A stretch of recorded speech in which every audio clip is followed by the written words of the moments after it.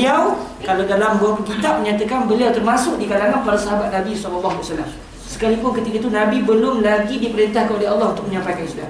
Kerana beliau menunggu-nunggu kedatangan Nabi akhir zaman. Dan kalau dalam kitab Al-Bidayah wa Nihayah contohnya, karangan Ibnu Katsir, disebut bahawa ketika mana Rasulullah SAW menjadi pekerja kepada Sayyidatuna Khadijah bintu Khuwailid sebelum Sayyidatuna Khadijah Ummul Mukminin berkahwin dengan Nabi SAW. Jadi kisah Nabi berniaga tu disampaikan kepada Sayyidatuna Khadijah. Sayyidatuna Khadijah cerita kepada Waraqah bin Nawfal. Waraqah bin Nawfal kata, dialah yang kita tunggu selama-lama ni, dialah Nabi akhir zaman sebut. Dan ketika mana Nabi terima wahyu yang pertama, apa kata Waraqah bin Nawfal? Hadzan namus, itulah Jibril yang telah turun kepada Nabi Musa AS.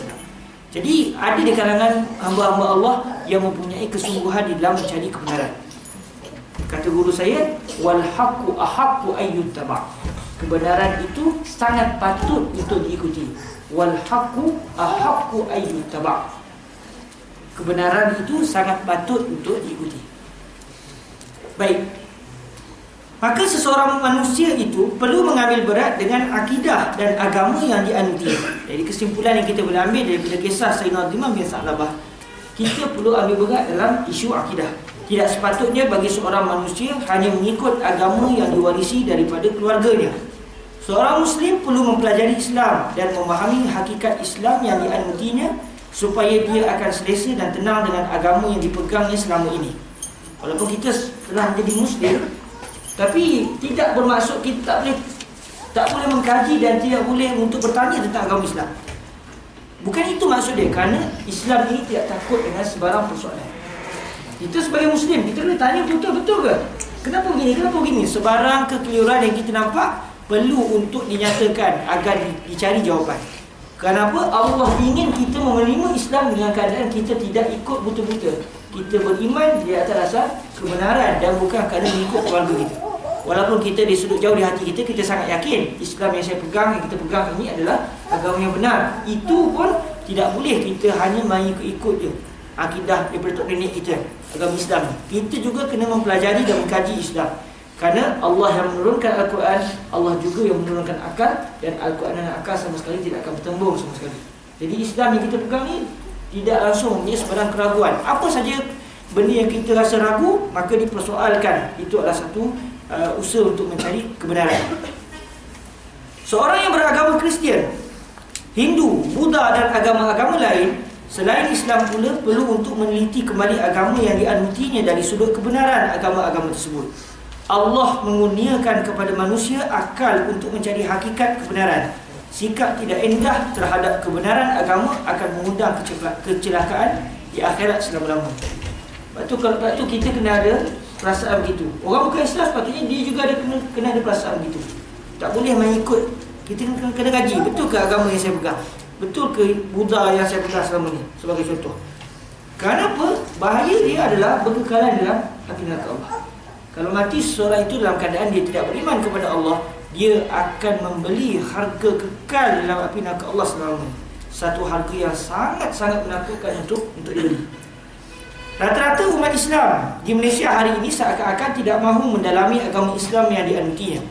Akhirnya hanya kerana cinta, wang dan hujah-hujah rapuh dari non-Muslim, seorang yang asalnya beragama Islam boleh goyah dan akhirnya sujud menyembah Buddha, Siva dan beriman dengan ketuhanan Nabi Allah Isa AS.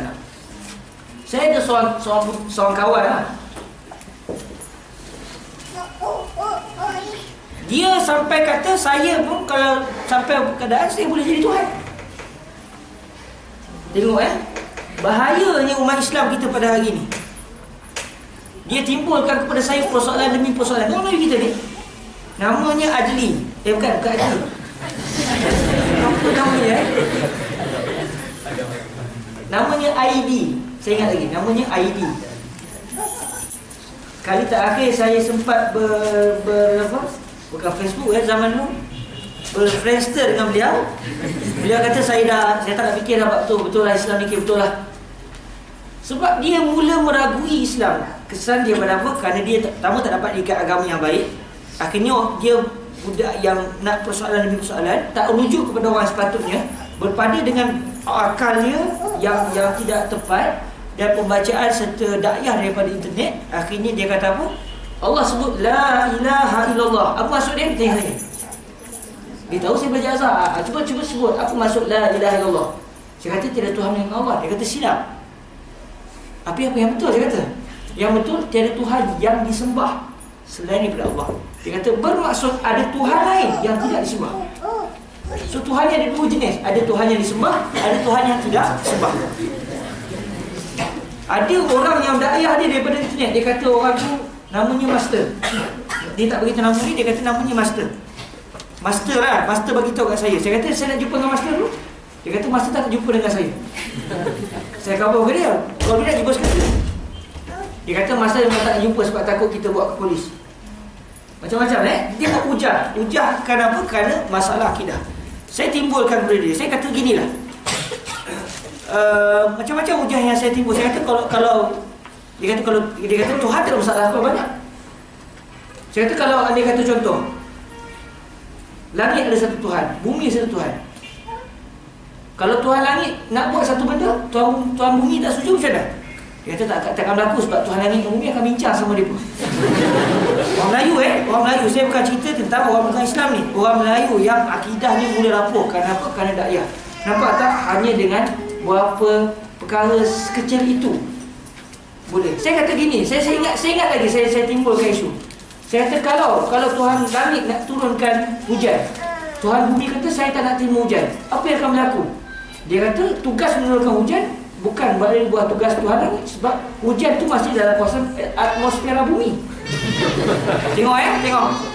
Saya pun kata okeylah, Tuhan langit nak hentam bumi dengan tak bintang, puas hati. Bumi kata no. Tuhan langit kata tai bintang. Bumi kata gitu kan. Apa yang akan berlaku? Masa tu saya kata lah cakap Melayu kan. Apa yang akan berlaku? Bumi hancur ke bumi tak hancur? Nak cerita Islam ni dia datang dengan akidah jelas. Mana boleh ada dua Tuhan lebih daripada Tuhan? Sebab kalau dia Tuhan, dia ada power. Dia kehendak dia mesti dilaksanakan. Kalau tidak, dia tak layak jadi Tuhan. Sebab tu Nabi Allah Isa AS ketika dinobatkan sebagai Tuhan secara zalim oleh golongan Kristian, sebenarnya pada hakikatnya terbaik bagi masyarakat Kristian mereka menyembah golongan Yahudi. Sebab Yahudi telah membunuh Tuhan. Bagi mereka lah Nabi Isa itu anak Allah, jadi Nabi Isa itu Tuhan. Maka sepatutnya yang disembah bukan Tuhan yang dibunuh, pembunuh Tuhan. Saya tanya pada sahabat budak Melayu ni, yang IT ni namanya, apa yang akan berlaku kalau Tuhan langit nak turunkan tiap bintang? Tuhan bumi kata tidak, saya tidak akan memastikan tiap bintang kena ke bumi.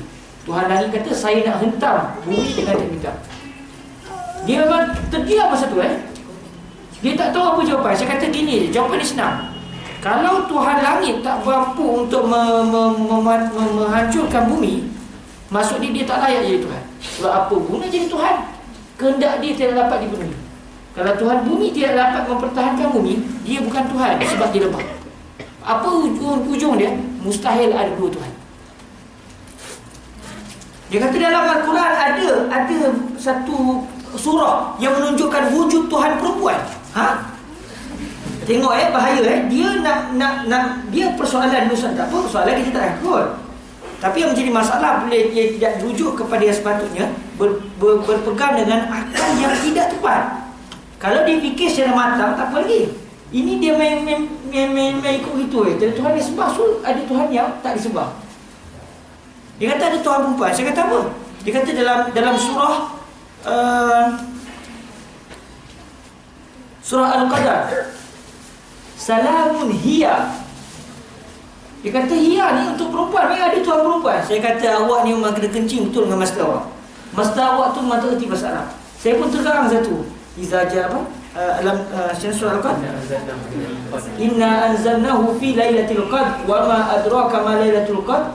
Lailatul qadr. Sebenarnya kalimah hiya tu balik kepada lailah, malam. Saya pun ceritalah kat dia satu. Dia timbulkan lagi. Kenapa dalam Quran disebut kalimah kami? Wa idh qulna lil malaikah. Nampak tak? Dia masalah dia faham bahasa Arab berdasarkan bahasa Melayu. Dia tak tahu bahasa Arab kami ini kadang-kadang menunjuk ramai, kadang-kadang kami menunjukkan kehebatan. Saya pun tegar satu. Akhirnya habis mengujar, Dia kata tak apa, saya akan tanya lagi masa saya, apalagi hujan-hujan.